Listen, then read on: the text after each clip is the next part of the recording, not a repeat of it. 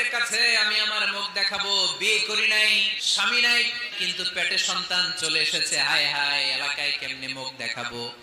লজ্জায় পড়ে মারিয়াম আলাইহিস সালাম এলাকা থেকে চলে গেলেন। কি অবাক করা কাণ্ড! বাচ্চা ভূমিষ্ঠ হওয়ার জন্য, বড় হওয়ার জন্য 6 মাস 7 মাস লাগে নাই, পেটে বাচ্চা আসার সাথে সাথে বাচ্চাটারে বড় করে দিয়েছে কে?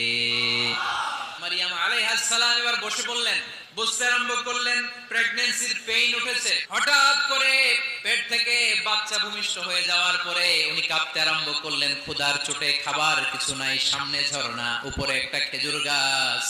সাইয়েদনা ঈসা আলাইহিস সালামকে কোলে নিয়ে মারিয়াম আলাইহিস সালাম মনে মনে ভাবে, হায় রে, কেউ যদি একটু খেজুর পেড়ে দিত, এই ক্ষুধার মুহূর্তে আমি খেজুর খেয়ে পেটের ক্ষুধা নিবারণ করতাম। রব্বুল আলামিন মারিয়ামকে উদ্দেশ্য করে আয়াত নাযিল করে দিলেন, হুজ্জি ইলাইকি বিজিযআইন নাখলা। এর মানে হচ্ছে মারিয়াম কেউ পেড়ে দিবে না,